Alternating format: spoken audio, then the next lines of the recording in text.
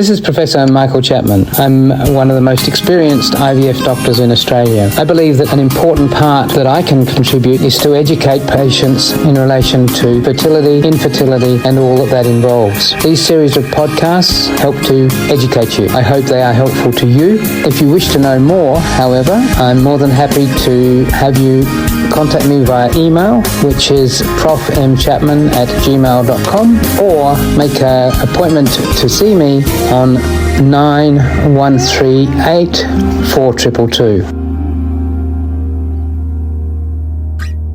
Do you believe males should lower coffee and alcohol intake for better results?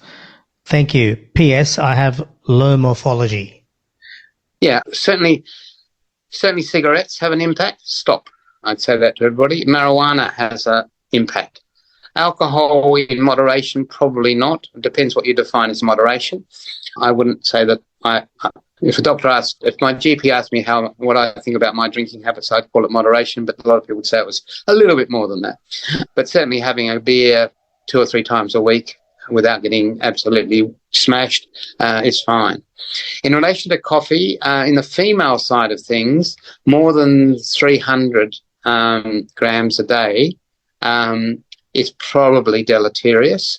That amounts to 2 strong coffees in the morning. So generally I say no more than 1 coffee. And we don't know really what happens in the male.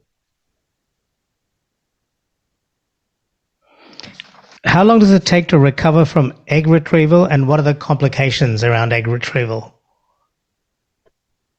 How long recover?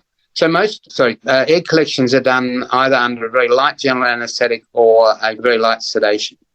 And 99% of women are up and about within an hour and home the next hour. So recovery is fine.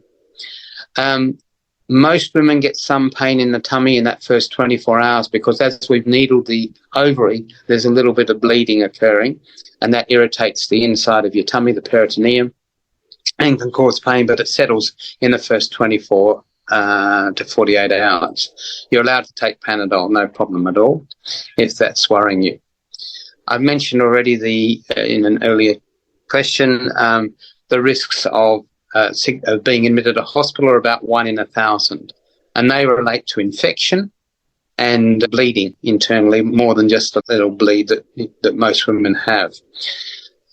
Yes, there are risks, but they are very low.